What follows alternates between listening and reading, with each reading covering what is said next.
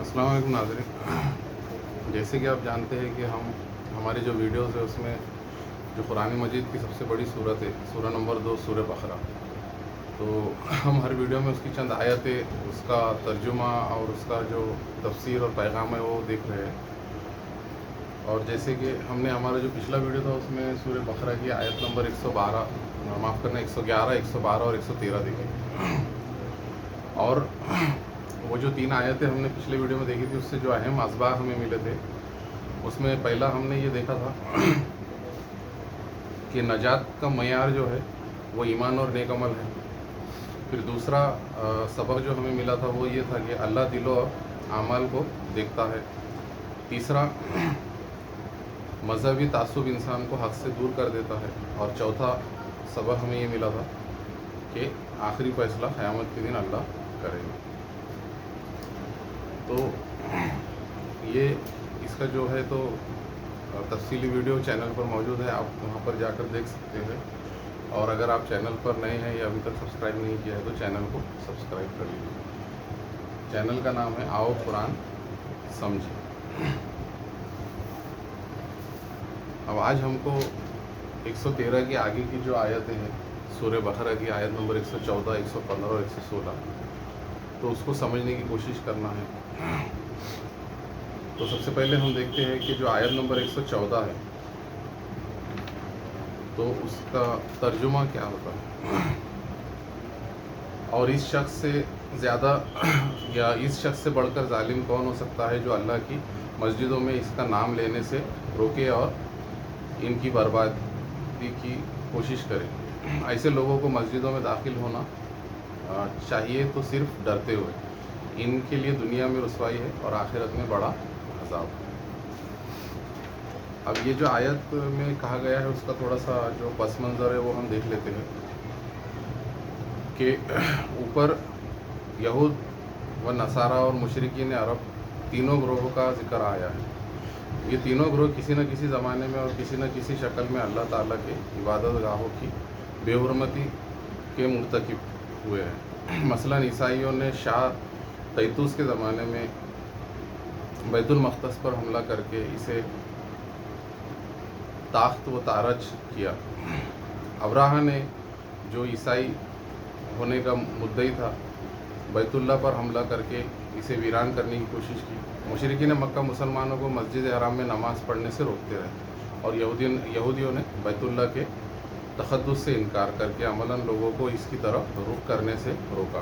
कुरान करीम फरमाता है कि एक तरफ इनमें से हर एक का दावा है कि तन्हा वही जन्नत का हकदार है, जैसे कि हमने आयत नंबर 112-13 में देखा था पिछली वीडियो में। और दूसरी तरफ इनकी हालत ये है कि वो अल्लाह की इबादत में रुकावट डालने या इबादत गाहों को वीरान करने के दर पे रहे हैं। इसी आयत का अगला जुमला ज़ू मायने है। इसका ज़ाहिरी मतलब ये है कि हक़ तो ये था कि ये लोग अल्लाह की मस्जिदों में अल्लाह का खौफ लेकर दाखिल होते, न ये कि मुतकब्बिराना अंदाज में इन्हें वीरान करे या लोगों को वहाँ अल्लाह की इबादत से रोके। लेकिन साथ ही ये लतीफ़ इशारा भी हो सकता है कि अनक़रीब वो वक्त आने वाला है जब ये मुतकब्बिर लोग जो अल्लाह की मस्जिदों से लोगों को रोक रहे हैं, हक़ परस्तों के सामने ऐसे मग़लूब होंगे कि इन्हें ख़ुद इनके जगहों पर डर डर कर दाखिल होना पड़ेगा। चुनांचे फ़तेह मक्का के मौके पर कुफ़ार मक्का के साथ यही सूरत पेश आई। अब आयत नंबर 114 के तफसीर के रोशनी में कुछ बातें। इस आयत में इन लोगों की मजम्मत की गई है जो नंबर 1 अल्लाह की मस्जिदों में इबादत से रोकते हैं, नंबर 2 मस्जिदों को नुकसान पहुँचाते हैं या इन्हें वीरान करते हैं। मुफस्सिरीन के मुताबिक इसका ताल्लुक़ इन लोगों से भी है जिन्होंने मुसलमानों को मस्जिद हराम में इबादत से रोकने की कोशिश की। इस्लाम में जो मस्जिद है, नंबर 1 इबादत का मरकज़ है, नंबर 2 इल्म का मरकज़ है, नंबर 3 मुसलमानों के इत्तेहाद की जगह है। इसलिए मस्जिदों की बेहुरमती बहुत बड़ा गुनाह है। اب اس آیت نمبر 114 سے متعلق جو حدیث نبی ہے، رسول اللہ صلی اللہ علیہ وسلم نے فرمایا جو شخص اللہ کے لیے مسجد بنائے اللہ اس کے لیے جنت میں گھر بناتا ہے۔ یہ حدیث بخاری شریف میں نقل کی گئی۔ یہ حدیث بتاتی ہے کہ مسجد کی تعمیر اور حفاظت اسلام میں بہت بڑی نیکی ہے۔ اب اس آیت نمبر 114 سے متعلق جو صحابہ کرام کی زندگی سے واقعہ ہمیں ملتا ہے کہ جب محمد صلی اللہ علیہ وسلم مدینہ پہنچے تو سب سے پہلے مسجد نبوی کی تعمیر کی۔ اس میں صحابہ نے خود نمبر 1 اینٹیں اٹھائی، نمبر 2 محنت کی، اور نمبر 3 مسجد کو علم اور عبادت کا مرکز بنایا۔ اب اس آیت نمبر 114 کو ہم آج کے دور سے کیسے جوڑ سکتے ہیں؟ آج بھی ہمیں یہ سبق ملتا ہے کہ نمبر 1 مسجدوں کی عزت کرے، نمبر 2 انہیں آباد رکھے، اور نمبر 3 وہاں عبادت اور علم کو فروغ دے۔ اب ہم دیکھیں گے اگلی جو آیت ہے، آیت نمبر 115، تو اس کا مطلب یا ترجمہ دیکھیں گے۔ اور مشرق اور مغرب سب اللہ ہی کے لیے ہے، لہٰذا تم جدھر بھی رخ کر کے کرو ادھر ہی اللہ کی ذات ہے، بے شک اللہ وسعت والا اور سب کچھ جاننے والا۔ اب یہ جو آیت میں کہا گیا ہے اس کی پس منظر میں کچھ باتیں ہم دیکھ لیتے ہیں۔ اوپر جن 3 گروہوں کا ذکر ہوا ہے ان کے درمیان ایک اختلاف قبلے کا بھی تھا۔ اہل کتاب بیت المقدس کی طرف رخ کرتے تھے اور مشرکین بیت اللہ کو قبلہ سمجھتے تھے۔ مسلمان بھی اسی کی طرف رخ کر کے نماز پڑھتے تھے، اور یہ بات یہودیوں کو ناگوار تھی۔ ایک مختصر عرصے کے لیے مسلمانوں کو بیت المقدس کی طرف رخ کرنے کا حکم دیا گیا تو یہودیوں نے خوشی کا اظہار کیا کہ دیکھو مسلمان ہماری بات ماننے پر مجبور ہو گیا۔ پھر دوبارہ بیت اللہ کو مستقل قبلہ بنا دیا گیا، جس کی تفصیل انشاءاللہ اگلے پارے کے شروع میں آنے والی ہے، یعنی دوسرے پارے میں۔ یہ آیت بظاہر اس موقع پر نازل ہوئی ہے جب مسلمان بیت المقدس کی طرف رخ کر کے نماز پڑھ رہے تھے۔ بتلانا یہ مقصود ہے کہ کوئی بھی سمت اپنی ذات میں کسی تقدس کی حامل نہیں۔ مشرق و مغرب سب اللہ کی مخلوق اور اسی کے تابع فرما ہے۔ اللہ تعالیٰ کسی ایک جہت میں محدود نہیں، وہ ہر جگہ موجود ہے۔ چنانچہ وہ جس سمت کی طرف رخ کرنے کا حکم دے دے، بندوں کا کام یہ ہے کہ اسی حکم کی تعمیل کرے۔ یہی وجہ ہے کہ اگر کوئی شخص کسی ایسی جگہ ہو جہاں قبلے کی صحیح سمت پتہ نہ چل رہی ہو تو وہاں وہ اپنے اندازے سے جس سمت کو قبلہ سمجھ کر نماز پڑھے گا، اس کی نماز ہو جائیں گی۔ یہاں تک کہ اگر بعد میں پتہ چلے کہ جس رخ پر نماز پڑھی ہے وہ صحیح رخ نہیں تھا، تب بھی نماز دہرانے کی ضرورت نہیں، کیونکہ اس شخص نے اپنی طاقت کے مطابق اللہ کے حکم کی تعمیل کر لی۔ دراصل کسی بھی جگہ یا کسی بھی سمت میں اگر کوئی تقدس آتا ہے تو وہ اللہ تعالیٰ کے حکم کی وجہ سے آتا ہے۔ لہٰذا اگر اللہ تعالیٰ قبلے کے تعین میں اپنے احکام بدل رہا ہے تو اس میں کسی فریق کی ہار جیت کا سوال نہیں۔ یہ تبدیلی یہی دکھانے کے لیے آ رہی ہے کہ کوئی سمت اپنی ذات میں مقصود نہیں،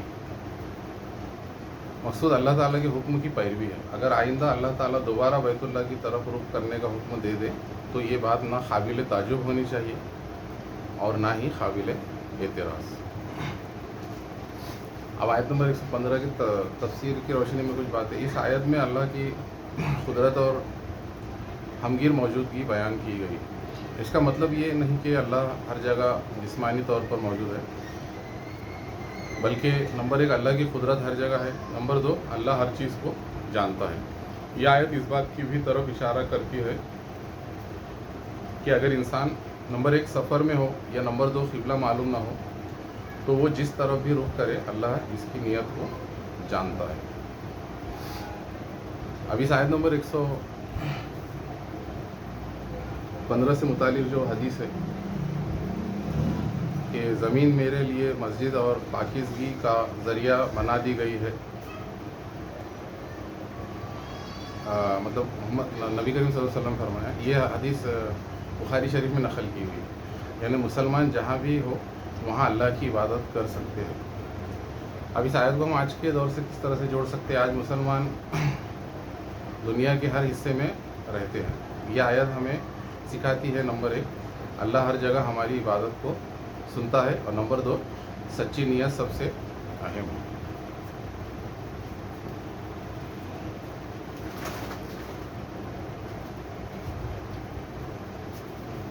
अब आयत नंबर 116 जो है, तो उसका अगर हम तर्जुमा देखें तो ये होगा, और वो कहते हैं कि अल्लाह ने औलाद बना ली है, हालांकि वो इससे पाक है। आसमान और ज़मीन में जो कुछ है सब इसी का है और सब इसके फर्मा बरदार है। अब इस आयत की तफसीर में कुछ बातें, इस आयत में इन अकायद की तरदीद की गई है जो अल्लाह के लिए औलाद साबित करते हैं, तो इसको रद्द किया गया। कुरान वाज़े करता है कि नंबर 1 अल्लाह बेनियाज़ है, नंबर 2 अल्लाह को औलाद की ज़रूरत नहीं, और नंबर 3 पूरी कायनात इसकी मिल्कियत है। इस्लाम में अल्लाह की वहदानियत या तौहीद बुनियादी अक़ीदा है। अब इस आयत से मुतालिक जो हदीस नबी है, रसूलुल्लाह सल्लल्लाहु अलैहि वसल्लम ने फरमाया, अल्लाह ताला फरमाता है, इब्ने आदम मुझे झुटलाता है, जबकि इसे ऐसा नहीं करना चाहिए। वो कहता है कि अल्लाह की औलाद है, हालांकि मैं इससे पाक हूँ। ये हदीस सही बुखारी में नकल की गई। अब इस आयत को हम आज के दौर से किस तरह से जोड़ सकते हैं, तो आज भी दुनिया में मुख्तलिफ़ मज़ाहिब में अल्लाह के बारे में मुख्तलिफ़ अक़ाइद पाए जाते हैं।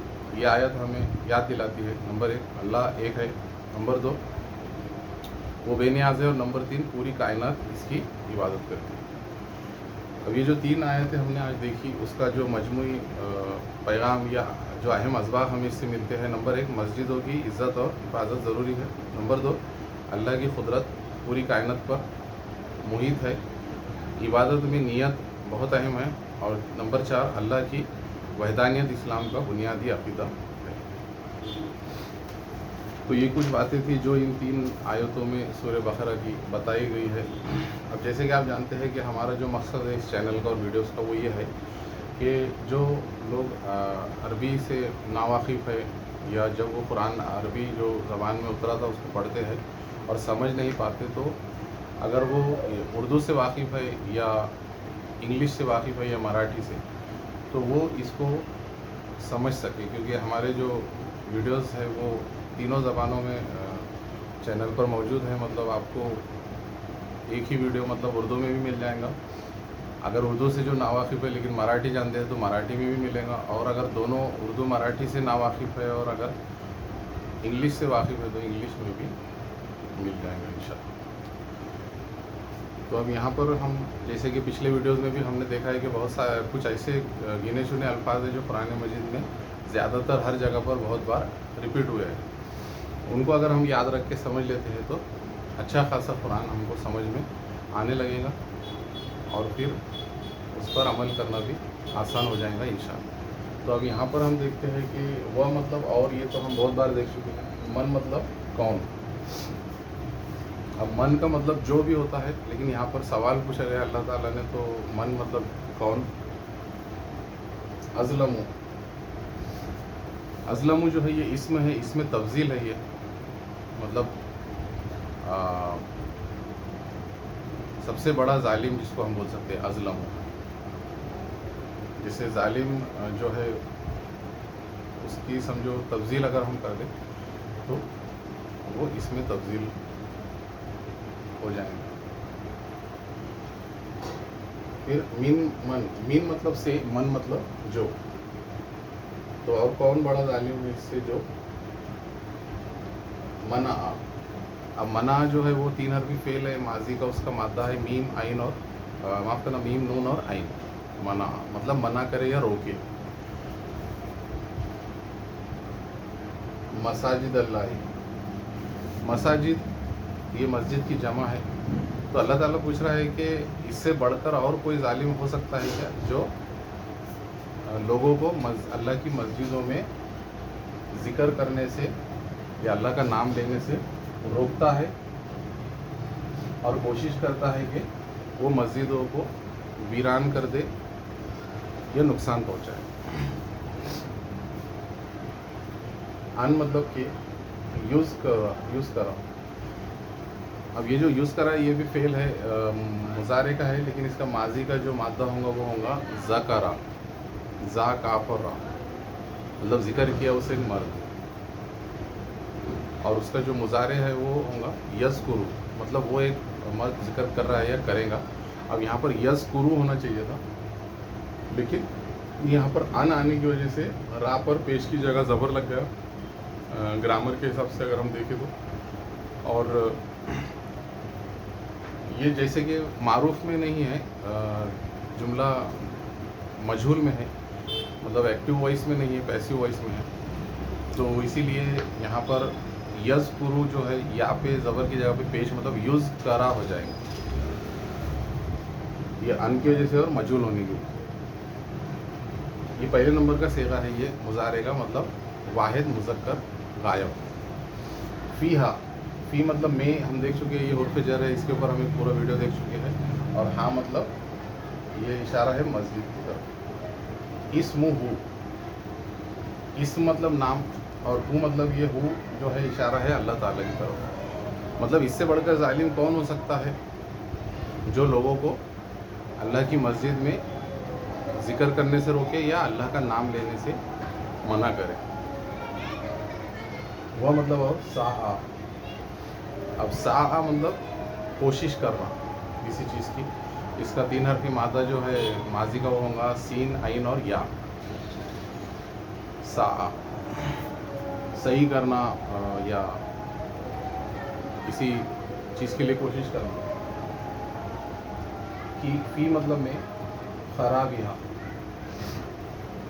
اور اس سے بڑھ کر ظالم کون ہو سکتا ہے؟ جو اللہ تعالیٰ کی مسجدوں کو نقصان پہنچانے کی کوشش کرے، اس کو خراب کرنے کی کوشش کرے یا اس کو ویران کرنے کی کوشش کرے. کیونکہ جب لوگ وہاں پر آئیں گے نہیں عبادت کے لیے، نماز کے لیے، اللہ کا نام لینے کے لیے، ذکر کے لیے، تو پھر مسجدیں ویران ہو جائیں گی. ہاں مطلب یہ مسجد کی طرف اشارہ ہے، مساجد. اولائی کا ماں کانا لہم، یہ اولائی کا مطلب یہی لوگ، مطلب یہ والے جہاں ان کا یہاں کانا مطلب تھا، لہم ان کے لیے. تو اللہ تعالیٰ کہہ رہے ہیں کہ ایسے لوگوں نے تو جب مسجد میں داخل ہوتے ہیں، ایسے لوگ جن کو اللہ تعالیٰ نے سب سے بڑے ظالم کہا ہے، تو انہوں نے تو مسجدوں میں ڈرتے ہوئے داخل ہونا چاہیے. اللہ کا ڈر اور تقوی ان کے اندر ہونا چاہیے تھا، لیکن نہیں. لا مطلب یہ، ہم مطلب ان کے، مطلب یہ لوگ. ان مطلب کہ یدخلوها. ہاں مطلب یہ مساجد کے لیے ہے، اور یہ یدخلو اس کا ماضی کا 3 حرفی مادہ ہوگا دخلا، دال، خا اور لام. مطلب داخل ہوا وہ ایک مرد یعنی. اور یہ جو ہے یدخلو، یہ مضارع کا ایک پہلے نمبر کا صیغہ ہے، مطلب واحد مذکر غائب. وہاں داخل ہوتے. الا مطلب مگر. خائفین، خائفین جو ہے وہ اس کے جو 3 حرفی مادہ ہوں گا ماضی کا وہ ہوگا خے، واو اور فا، مطلب خوف. خوف کے ساتھ ڈرتے ہوئے داخل ہوتے یہ لوگ جو سب سے بڑے ظالم ہیں. لیکن اور وہ کیا کر رہے ہیں کہ لوگوں کو اللہ کے ذکر سے اور اللہ کا نام لینے سے روک رہے ہیں، اور مسجدوں کو ویران یا نقصان پہنچانے کی کوشش کر رہے ہیں. لا مطلب یہ، ہم مطلب ان کے. تو اللہ تعالیٰ کہہ رہا ہے کہ ایسے لوگوں کے لیے دنیا میں بھی رسوائی ہے اور آخرت میں تو بہت بڑا عذاب ہے. فی مطلب میں دنیا، ان کے لیے دنیا میں خزیو مطلب رسوائی ہے، ذلت ہے. وہ مطلب اور لہم ان کے لیے، فی الآخرتی اور آخرت میں ان کے لیے کیسا عذاب ہے؟ عظیم مطلب بڑا عذاب. اس کے بعد پھر وہ مطلب اور للہ، لی مطلب لیے. تو یہاں پر اللہ تعالیٰ نے فرمایا کہ مشرق اور مغرب جو ہے دونوں بھی اللہ ہی کے لیے. مطلب اگر جس طرف رخ کر ہم اللہ نے حکم دیا ہے ہم کو، تو ہم کو اس طرف رخ کر کے نماز پڑھنا چاہیے. اللہ کے لیے مشرق، المشرق، مشرق جو ہے یہ اس کا 3 حرفی مادہ ماضی کا ہوگا شین را اور خاف، شرخ، مطلب کسی چیز کے نکلنے کی جگہ، مطلب جس طرف سے سورج نکلتا ہے اس کو ہم کہتے ہیں مشرق، مطلب نکلنے کی جگہ مشرق، جس کو ہم ایسٹ بولتے ہیں انگلش میں، اور مراٹھی میں اس کو ہم پورو بولتے ہیں یا پورب بولتے ہیں. تو شرخہ جیسے اشراق بولتے ہیں، اشراق کی نماز صبح میں جو ہوتی ہے. اب اس کے بعد پھر ہوا مطلب آؤ المغرب. اب اس کا بھی 3 حرفی مادہ جو ہے ماضی کا ہوگا غین را اور با، غربا. غربا مطلب ڈوبنا، ڈوبنا. تو سورج جدھر ڈوبتا ہے، ڈوبنے کی جگہ کو بولتے ہیں مغرب، یعنی ویسٹ جس کو بولتے ہیں ہم، یا پشچم جس کو بولتے ہیں. فا مطلب فاینما. تو اللہ تعالیٰ کا جس طرف بھی اللہ نے حکم دیا ہے تم اس طرف رک کر کے نماز پڑھو، کیونکہ مغرب اور مشرق دونوں بھی اللہ ہی کے ہے. فاینما جس طرف، تولو تم منہ کرو. واللہ اس کا جو ہے 3 حرفی مادہ ہوگا ماضی کا، واو لام لام، واللہ مطلب منہ کو پھیر لینا یا اس طرف کر لینا. واللہ یولو تولو، اس طرح سے مطلب یہ ہوگا. فسما تو اس طرف، وجہ مطلب چہرہ تمہارا.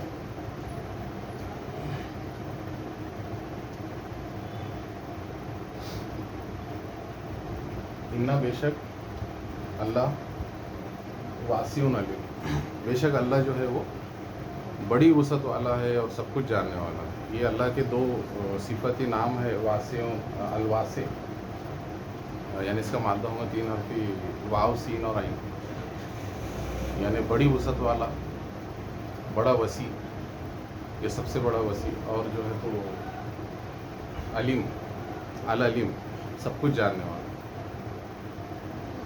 تو اللہ کو سب معلوم ہے کہ بندہ اگر سمت پتہ نہیں ہے، قبلہ اگر سفر میں ہے تو اللہ اس کی نیت کو دیکھتا ہے. اگر اس کی نیت صحیح ہے تو اللہ ہر چیز جاننے والا ہے.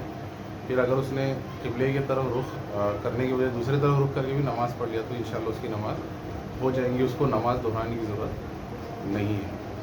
اور اللہ کی وسعت بتائی گئی یہاں پر کہ مغرب سے لے کے مشرق یا مشرق سے لے کے مغرب تک جو ہے وہ سب اللہ ہی کا ہے، اور مغرب اور مشرق بھی جو ہے وہ اللہ ہی کا. وہ مطلب اور خالو. اب یہ خالو جو ہے یہ 3 حرفی اس کا مادہ ہوگا، خاف، واو اور لام. اس کے اوپر ہم ایک پورا ویڈیو دیکھ چکے ہیں، اور یہ ماضی کا تیسرے نمبر کا صیغہ ہے. انہوں نے کہا مطلب یہ ہے جمع مذکر غائب کا صیغہ. اتخذ، اخذ. اب اس کا 3 حرفی مادہ ماضی کا ہوگا اخذ، اخذ کرنا، کسی کو کوئی چیز کو اخذ کرنا، بنا لینا. اور یہ اتخذ بولے تو 5 حرفی ہے، یہ الف تا تا خے اور زال. تو انہوں نے کہا بنا لیا اللہ، مطلب یہ جو لوگ تھے مشرکین مکہ، تو وہ لوگ کہتے تھے کہ اللہ نے بیٹا بنا لیا ہے، یہ اللہ کو بیٹا ہے، بیٹے ہیں. تو اللہ ولدن بیٹا. سبحانہ ہو. اب اس کا 3 حرفی مادہ ہوگا سین، با اور ہا، سبح، پاک. تو اللہ جو ہے وہ پاک ہے ان سب باتوں سے، ان سب عیب سے، یا اس بات سے جو وہ لوگ اللہ کی طرف منسوب کر رہے ہیں. تو مطلب یہ بات جو بتا رہے ہو سبحان.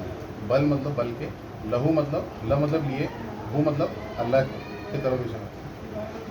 ماں جو فی السماوات، مطلب جو کچھ آسمانوں میں ہے اور جو کچھ زمین میں، اور جو کچھ آسمان اور زمین کے درمیان ہے، آسمان اور زمین کے درمیان ہے، وہ سب کچھ اللہ ہی کا ہے. سماوات یہ آسمان کی جمع ہے، والارض اور زمین. کل لہو قانتون.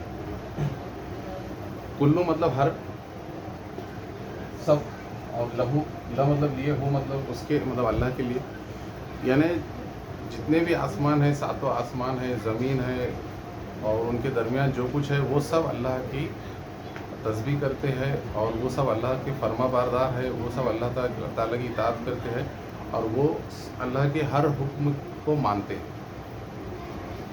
تو اس لیے یہاں پر فرمایا گیا ہے کہ کلو لہو قانتون، قانتون، خا نون اور تا، اس کا مادہ جو ہے ماضی کا ہوگا خاف نون اور تا، خانتا، مطلب فرما بردار ہونا۔